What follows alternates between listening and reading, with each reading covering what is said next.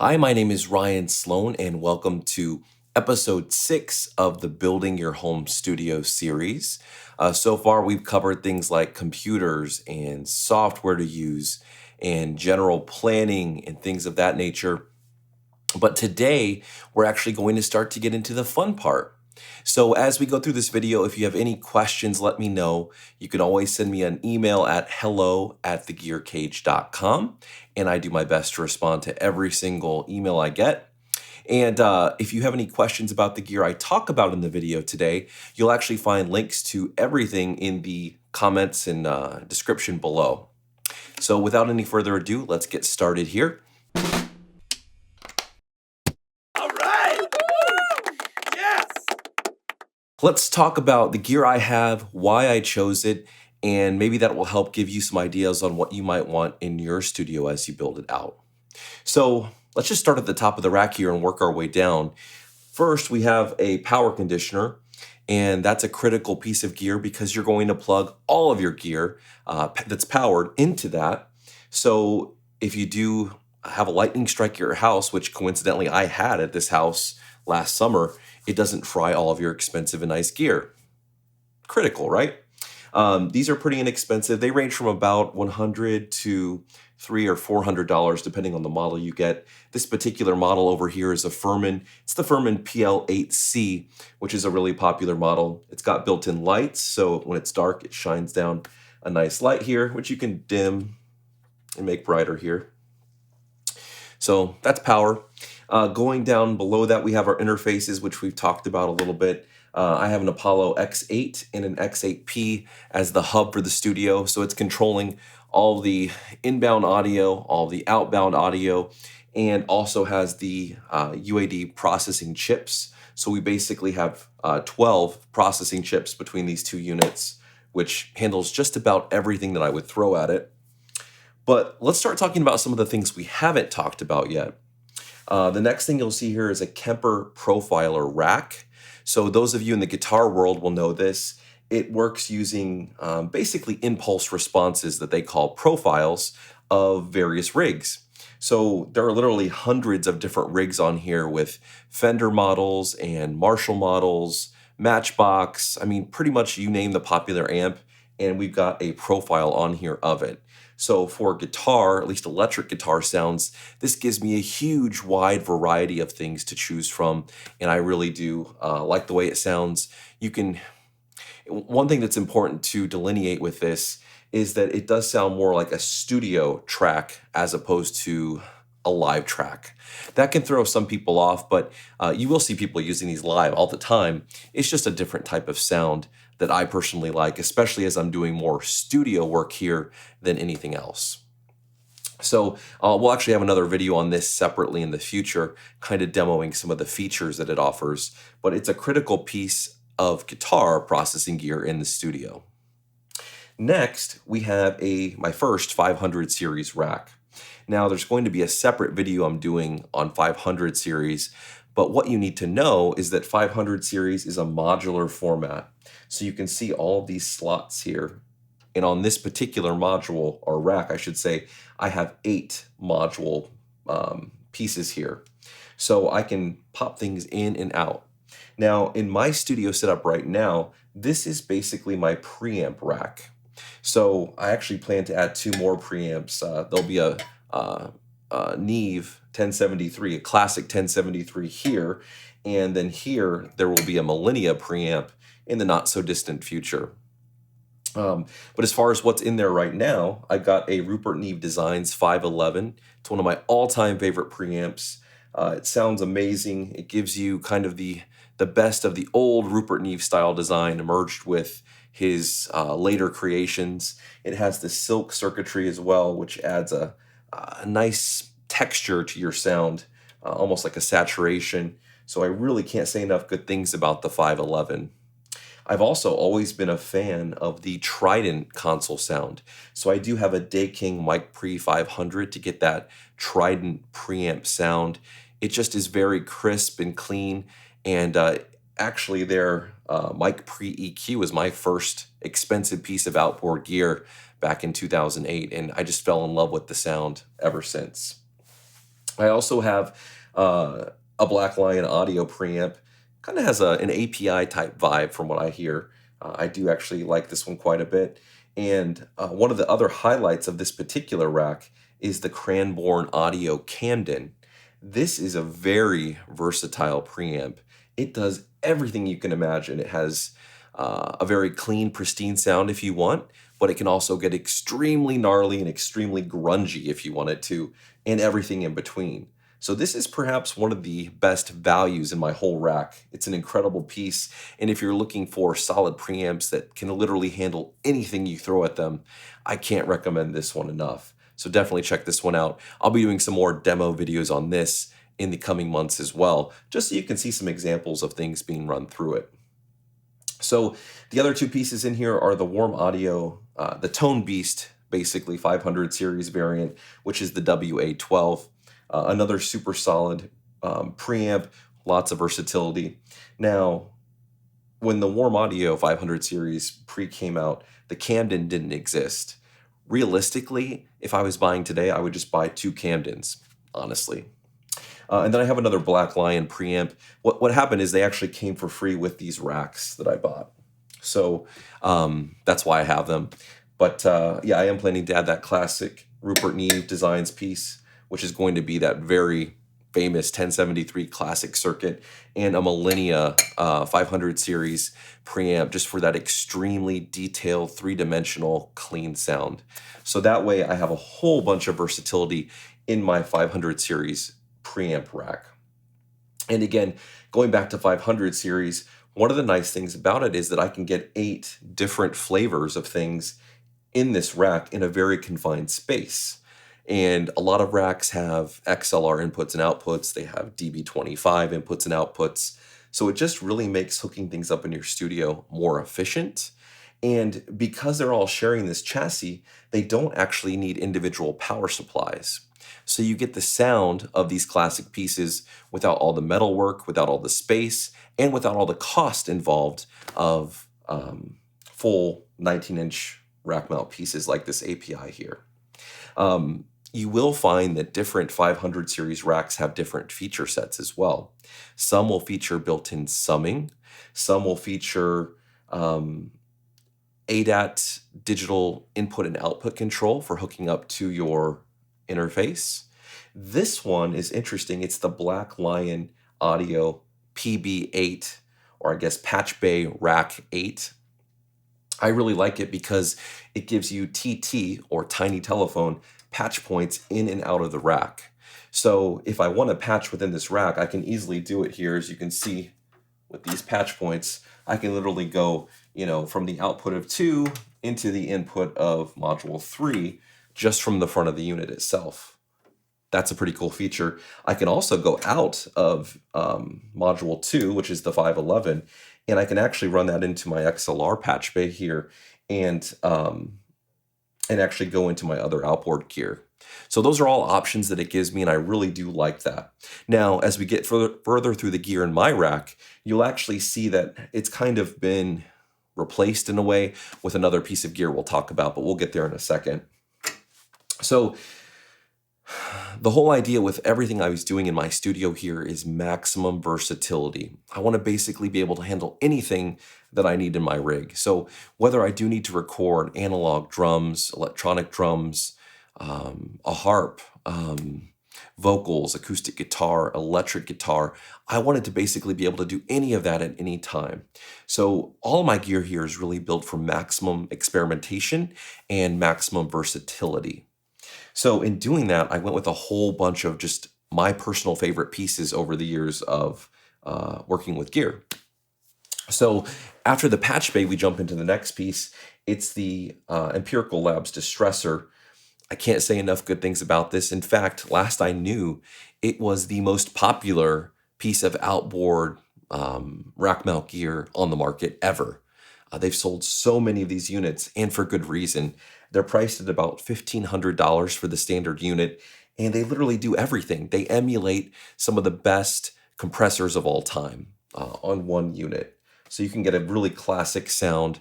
It just sounds phenomenal and works on so many different things. So definitely check out the Distressor. Next, you'll notice in my rack here, I don't have any API preamps, which kind of sounds a little silly. The 512C, for instance, is a classic preamp. I opted in this case to actually go with the API channel strip so that I could get their 550A EQ and the 527 compressor and the 512C all built into one rack mount here. So I actually have that in its own independent rack space. Now, moving down in the rack here, we have we call it an XLR patch bay, but it's really just an XLR input panel. So that means that when we're running microphones in, we don't want to be going back and touching the cabling in the back here. We want to work from the front only as much as possible. So basically, you can plug an XLR microphone cable in here and have it go to its pre-wired point in the back. So that's the purpose of this. And I also have in this particular rack a warm tube EQ. It's their EQPWA, another classic piece. This is great for really anything when you need to get a little bit more surgical with your EQ. It's great for vocals, guitars, again, just everything. So I definitely wanted to put one of those in my rack. This is one of the best values in a tube EQ that you're going to find on the market, actually. Now, I also do have a Shure SLXD wireless system down here just for things I do in the studio with videos for you guys. Not really, directly part of the rack per se. So that's kind of the first part of the gear over here and kind of the reason why it is set up the way it is. Now let's jump over to the other rack over here so we can dig in a little bit deeper into some more interesting parts in the studio and talk about those real quick. Okay. So now we're back. We've kind of covered the first rack here. And now we're going to cover the second rack here and all the gear in that particular rack. So the second rack really brings everything home gear-wise for us. So again, starting at the top here, we've got a PG1 Black Lion power conditioner. I like this one because it actually shows me the incoming voltage and making sure that the protection circuit is on and okay. This one is really based on the Monster Power Center 2500, as far as I can tell, and that's my all-time favorite power conditioner. I still actually use one in my media center to this day that I've had for 12 or 14 years probably. So that's a critical part of this rack again. Jumping down here, we have the Grace M905 monitor controller. That's another critical part of the studio because it allows me to have multiple monitors. I've got my listening position B over here with my Kali Audio LP6s, and I've got my listening position 1 over here with the Vocal Trio 6s.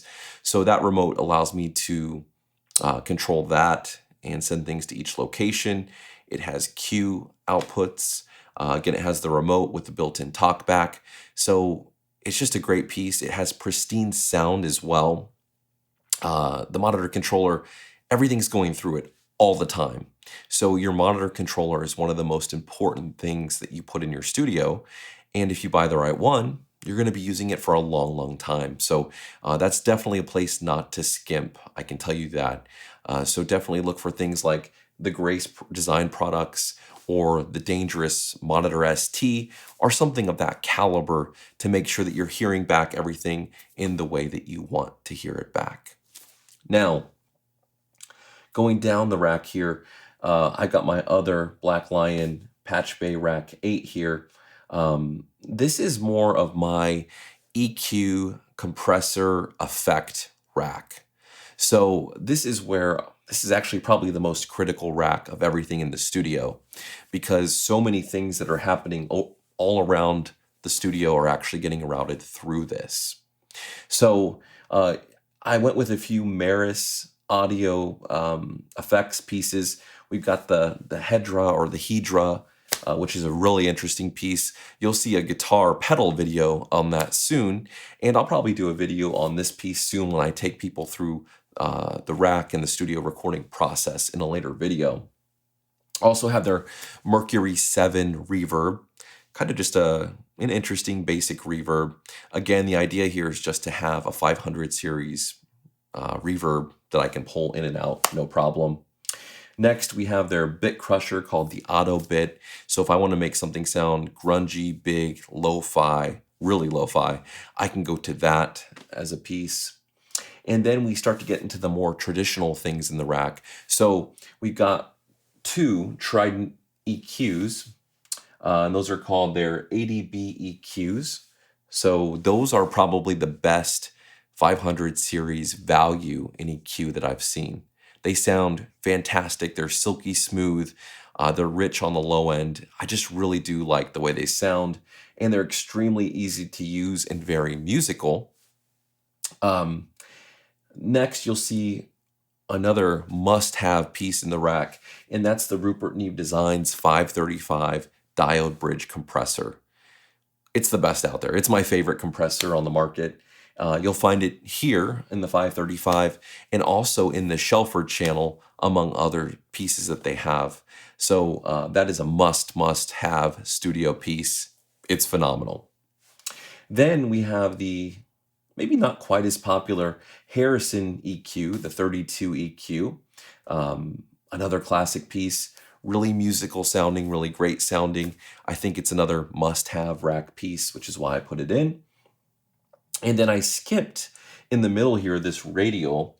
This is the radial EXTC. And that actually gives me the interesting capability of running my guitar effects through the 500 series rack. So you'll actually see right here next to it, if I can pull it over without dropping it. Oh, it's too heavy. Just some ambient effects here on this particular pedal board. So I can actually push vocals or guitars or pianos or whatever I'm recording direct to this board from the EXTC. It automatically converts from the balanced interface source into the instrument level source that I can push everything through to. So this is actually a big secret weapon of the rack, because now if I have 30 or 40 or 100 guitar pedals, which from watching our guitar videos you know that I do, I can actually run through all these awesome effects. So right now on here we've got things teed up from Keeley, Old Blood Noise Endeavors, which you'll see those videos coming on the channel soon. Obviously, Walrus is one of my favorite pedal companies as well, and Earthquaker Devices, Electro Harmonics, even some Zvex stuff, which again, we haven't done the videos for those yet, but you'll see them on here before too long. And it just gives you so many more tonal options. So this is another must-have piece that a lot of people don't know about. So I definitely want to make you aware of that. So now that we've got that covered, we drop down to a classic 1176 style Bluey that Black Lion Audio makes. Another steal of a deal at only $9.99 right now. If you want to get that classic Bluey 1176 sound that you'll actually see in emulated in the UAD plugins, you can have the real deal right here. Also sounds phenomenal. Now, after that, we drop down to another XLR pass-through, and I'll explain actually how I use both of these real quick. My pass-through over here is actually just 1 through 8 on this rack, because we're going to get to the Flock Audio patch in a second. But before I hit the patch, I need to run to my preamps, because the way the Flock works, it's not really ideal to wire the preamps directly through to it. And we'll talk about that in a minute. But so 1 through 8 on this XLR patch goes right to this rack in line, 1 through 8. And then number 9 actually goes to my API so that I can push through that. And then 10, 11, and 12 are empty for the time being. I've got some plans for those in the future. And then over here, so the actual Apollo right now is receiving 8 inputs through a DB25. So that's coming through the Patchbay. Now, when I want to run direct mics into the Apollo and bypass this whole setup, I can do that actually by plugging into this Patchbay or XLR pass-through panel over here. So Inputs 1 through 8 on here are actually the inputs to my X8P on the back because it does have XLR and quarter-inch inputs. And then 9, 10, 11, and 12 actually go into inputs 1 through 4, the mic preamp on the X8. So that way I can literally switch back and forth, and it gives me more access to more inputs at any time. So jumping down next to the rack is one of the other key pieces of this whole operation, and that's the Flock Audio patch. This is the 32 in, 32 out, or Flock 64, patch 64. And this is one of the most critical pieces in the whole studio because it makes the workflow seamless between everything. So I mentioned earlier that the patch bay was kind of a little bit obsolete on these 800 or on these 500 series modules. And that's not entirely true because I can still patch in an analog way when I want to on the front here. But, and I shouldn't even say analog way because the Flock Audio patch is actually a fully analog patch bay, but it has digital routing and it has a digital app. So I'll show a screenshot of that now, but you can actually handle your inserts basically like you would in the digital realm on your computer. You can label them, you can reorganize them, you can drop them in and out. So that's a critical piece for my workflow because I can save various configurations and recall them instantaneously.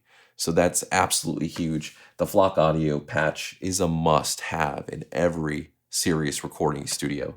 It's absolutely phenomenal. Below that, I have the Acme Audio Opticon XLA3, which is their take on an LA2A from Universal Audio.